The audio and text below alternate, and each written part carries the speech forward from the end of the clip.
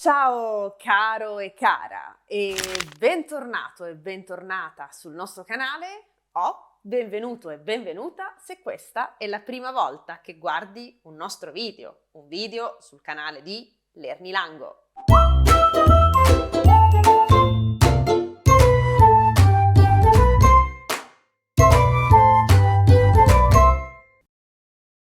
Come vedi, alle mie spalle ho finalmente finito di organizzare i miei libri nella libreria e il mio studio è pronto, il mio ufficio è pronto. Ufficio e studio dove creo i video di Lernilango, le lezioncine di grammatica e dove soprattutto svolgo il mio bellissimo lavoro. C'è voluto un bel po' per organizzare tutto questo, ma alla fine, fortunatamente, ce l'abbiamo fatta. E dunque, proprio con questo nuovo background, iniziamo con la lezione di questa settimana, la nostra lezione di grammatica di questa settimana, di questo mese, anzi, perché, come hai già letto nella presentazione dei nostri servizi, e se non l'hai letto adesso lo scoprirai, abbiamo cambiato un po' il programma di pubblicazione e adesso pubblichiamo piccoli video settimanali di grammatica e un grande video di grammatica, una grande video lezione di grammatica più esercizi sul nostro sito, una video lezione di grammatica grande al mese. E abbiamo deciso di fare questo perché non so se lo sai, ma ho finalmente pubblicato il mio metodo, il metodo Precisina, in 9 passi che ti aiuteranno a raggiungere, se lo seguirai, un livello avanzato di italiano. E alla base del mio metodo c'è la cellula. Vedrai, quando leggerai il mio metodo, alla base di questo metodo c'è la cellula, cioè un mese, 4 settimane di studio che ruotano attorno ad un unico argomento grammaticale. Per questo motivo abbiamo deciso, io e Marcos, di impostare, di pubblicare un solo video grammaticale lungo e approfondito a settimana, in modo tale che tu possa utilizzare questo video approfondito come argomento di grammatica della cellula, se ovviamente deciderai di seguire il mio metodo Precisina in 9 passi. Se hai già scaricato il mio metodo sai di cosa parlo, se ancora non hai scaricato il mio metodo, ti consiglio di andare sul nostro sito lernilango.com e nella sezione Home, nella home del sito, vedrai come scaricare il mio metodo, la mia guida Precisina in 9 passi che ti aiuteranno, se li seguirai, a raggiungere un livello avanzato di italiano.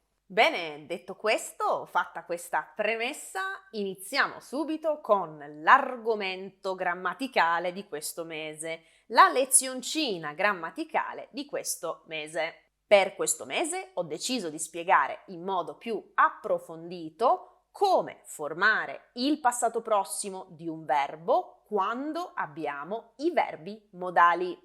Questo argomento non è complesso, assolutamente, non è difficile da capire, ma è un argomento, come tanti altri della lingua italiana, che ha varie sfaccettature, varie sfumature. Quindi nella lezione di oggi noi cercheremo di vedere tutte queste sfumature, in modo tale che tu ti sentirai più sicuro e sicura ad utilizzare questa struttura linguistica italiana. Nello specifico vedremo nella lezione di oggi 1. Quali sono i verbi modali. 2. Faremo un brevissimo accenno ai modali con i tempi semplici. 3. Vedremo appunto come formare il passato prossimo quando abbiamo i verbi modali. E 4. Vedremo brevemente il passato prossimo dei verbi modali con i verbi riflessivi. E dunque mettiamoci al lavoro, rimbocchiamoci le maniche e iniziamo con la nostra lezione di grammatica del mese. Prendi carta e penna, mettiti comodo o comoda e incomincia ad ascoltare questa lezioncina. Io, prima di iniziare, faccio un bel sorso al mio caffè italiano, nella mia tazza con bassotto, ovviamente. Il bassotto, come ben sai, è una costante della mia vita. E dunque, bando alle ciance, iniziamo subito con questa bella lezione di grammatica di questo mese. Primo punto, molto semplice. Quali sono i verbi modali? Vediamo, dimmelo. Ti ascolto. Sì, volere, sì, potere, sì, dovere. Esattamente, bravo e brava. I verbi modali sono volere, potere, dovere. Primo punto, fatto. Tic, molto semplice. Passiamo adesso invece al secondo punto, facciamo un breve accenno al secondo punto, e cioè vediamo come si comportano i verbi modali nei tempi semplici. Ricordo, i tempi semplici dell'italiano sono i tempi formati da una sola parola, e dunque il presente, l'imperfetto, il futuro semplice, il passato remoto, sia nell'indicativo che nel congiuntivo, nel condizionale, ok? Abbiamo i tempi semplici in tutti questi modi verbali. Quando abbiamo i modali nei tempi semplici, prendiamo il verbo modale e lo rendiamo al presente, passato, futuro, imperfetto, eccetera, eccetera, e prendiamo il verbo che ci interessa e mettiamo questo verbo all'infinito. Io posso mangiare, io devo mangiare, io voglio mangiare, io potevo, dovevo, volevo mangiare, io potrò, dovrò, vorrò mangiare, eccetera, eccetera, eccetera. Dunque, nei tempi semplici, trasformiamo il modale in base al tempo, presente, passato, futuro semplice, eccetera, eccetera, e lasciamo il verbo nella forma dell'infinito. Io posso mangiare, io devo mangiare, io vorrò, io potrò, eccetera, eccetera, eccetera. Anche questo molto semplice, giusto? Quindi, tic, secondo punto della lezione di oggi. Passiamo adesso invece al terzo punto e dunque al cuore, possiamo dire, della lezione di grammatica di questo mese, e cioè vediamo come formare il passato prossimo dei verbi modali. Ricordo che il passato prossimo è un tempo composto. Questo significa che è un tempo verbale formato da due parole. Io ho mangiato. Ho, prima parola, mangiato, seconda parola. Dunque, quello che sto per dirti su come formare il passato prossimo dei verbi modali non vale solo per il passato prossimo, ma vale per qualsiasi altro tempo composto dell'italiano, e cioè futuro anteriore, per esempio, o ancora il trapassato e molti altri tempi composti. Adesso ti spiegherò come formare il passato prossimo dei verbi modali, ma questo che sto per dirti vale anche per tutti gli altri tempi composti. Ripeto, questa cosa molto importante. E dunque iniziamo subito a vedere questo argomento che so crea spesso un po' di confusione. E questo perché su questo argomento grammaticale ci sono due teorie, due regole di utilizzo. La prima è la regola grammaticale tradizionale, dunque la regola che viene dalla grammatica tradizionale. La seconda invece è la regola che viene dalla contemporanea ricerca linguistica su questo argomento. Iniziamo dalla prima regola, e cioè dalla regola grammaticale tradizionale. La regola grammaticale tradizionale dice che se il verbo, come mangiare, per esempio, al passato prossimo prende l'ausiliare avere, allora anche con il modale prenderà l'ausiliare avere. Se dunque il verbo mangiare al passato prossimo diventa ho mangiato, formerà il passato prossimo del modale utilizzando il verbo avere, e dunque il verbo al passato prossimo, il verbo modale al passato prossimo diventerà io ho dovuto, potuto, voluto mangiare. Al contrario, se il verbo al passato prossimo prende l'ausiliare essere, come ad esempio il verbo andare, lei è andata, lui è andato. Se il verbo al passato prossimo prende l'ausiliare essere, anche con il modale utilizzerà il verbo essere. E dunque il passato prossimo del modale del verbo andare diventerà lui è dovuto, voluto, potuto andare. Ripeto, se il verbo al passato prossimo prende l'ausiliare avere, anche per il modale prenderà l'ausiliare avere. Io ho cantato, io ho potuto, voluto, dovuto cantare. Se invece il verbo prende l'ausiliare essere al passato prossimo, sono andata, anche con il modale dovrà prendere il verbo essere. Io sono voluta, dovuta, potuta andare. Quindi questa è la regola grammaticale tradizionale. E attenzione, guarda un po' cosa succede se prende l'ausiliare essere.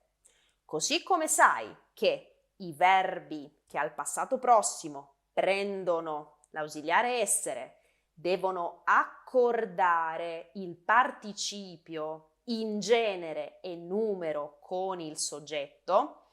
Dunque, io donna sono andata, io uomo sono andato, tu donna sei andata, tu uomo sei andato, eccetera, eccetera. Quindi vedi, il participio si accorda in genere, femminile o maschile, e in numero, plurale e singolare, con il soggetto. La stessa cosa succede al verbo modale. Io, donna, sono voluta, potuta, dovuta andare. Tu, uomo, sei dovuto, potuto, voluto andare, eccetera, eccetera. E lo stesso per il plurale. Voi donne siete volute, potute, dovute andare. Loro uomini sono dovuti, potuti, voluti andare. Quindi attenzione a questo. La ricerca linguistica contemporanea però ha mostrato che in realtà questi verbi modali al passato prossimo si comportano in modo diverso rispetto alla regola grammaticale tradizionale. Infatti, queste contemporanee ricerche linguistiche hanno mostrato che quando abbiamo verbi che al passato prossimo prendono l'ausiliare avere, come mangiare, cantare, quindi ho cantato, ho mangiato, eccetera, eccetera, in questo caso, con questi verbi, vale esattamente la stessa cosa della regola grammaticale tradizionale, con questi verbi. Ma la ricerca linguistica contemporanea ha mostrato che con i verbi come andare, venire, che al passato prossimo prendono l'ausiliare essere, la ricerca linguistica contemporanea ha mostrato che questi verbi che prendono l'ausiliare essere con il modale prendono sia essere che avere. Quindi, io sono andata. Io sono andata può diventare sia io sono dovuta, potuta, voluta andare, ma anche io ho potuto, voluto, dovuto andare. Quindi con questi verbi che hanno l'ausiliare essere al passato prossimo, io sono andata, io sono venuta, vedi? Al passato prossimo, andare e venire hanno l'ausiliare essere. Questi verbi con il modale si comportano in due modi. Questi verbi prendono l'ausiliare essere, io sono dovuta, potuta, voluta andare, ma possono anche prendere l'ausiliare avere e quindi possiamo anche dire io ho dovuto, potuto, voluto andare. Dunque, ricapitoliamo tutto. Secondo la regola grammaticale tradizionale, se al passato prossimo il verbo prende avere, anche con il modale prenderà avere. Io ho amato, io ho dovuto, potuto, voluto amare. Se al passato prossimo il verbo prende essere, anche con il modale prenderà essere. Io sono dovuta, potuta, voluta andare. Secondo invece la regola che deriva dalla ricerca linguistica contemporanea, con i verbi che al passato prossimo hanno il verbo avere, il modale prenderà il verbo avere e solo il verbo avere, io ho amato, io ho dovuto, potuto, voluto amare. E non potrò mai dire io sono voluta, potuta, dovuta amare. No, mai. Ma con i verbi che, secondo la regola che deriva dalla moderna, dalla contemporanea ricerca linguistica, quando i verbi al passato prossimo prendono l'ausiliare essere, il modale prenderà sia essere che avere. Quindi io sono andata con il modale, secondo la regola, ripeto, che deriva dalla ricerca linguistica contemporanea, il modale potrà essere sia io sono dovuta, potuta, voluta andare, che io ho voluto, potuto, dovuto andare. Io cosa preferisco?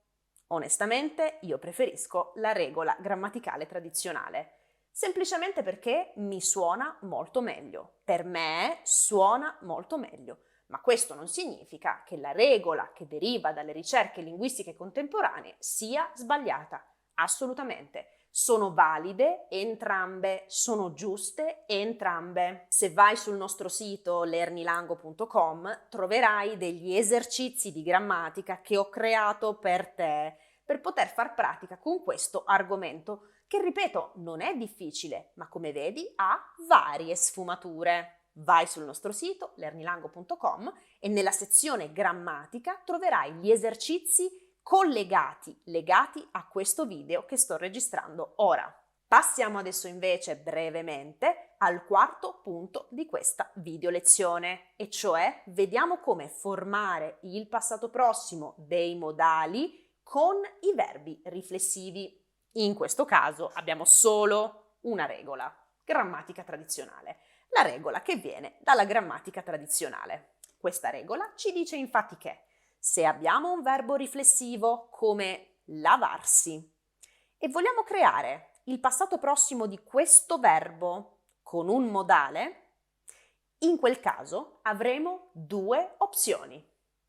Opzione numero 1, mi sono potuta, voluta, dovuta lavare. Opzione numero 2, ho dovuto, potuto, voluto lavarmi. Quindi vedi bene che se metto il pronome riflessivo fuori, mi sono dovuta, potuta, voluta lavare, vedi che il mi è fuori dal verbo? In questo caso userò l'ausiliare essere. Attenzione, il participio dovuta, potuta, voluta si accorda in genere e numero con il soggetto. Io donna mi sono potuta, voluta lavare, ma io uomo mi sono potuto, voluto, dovuto lavare.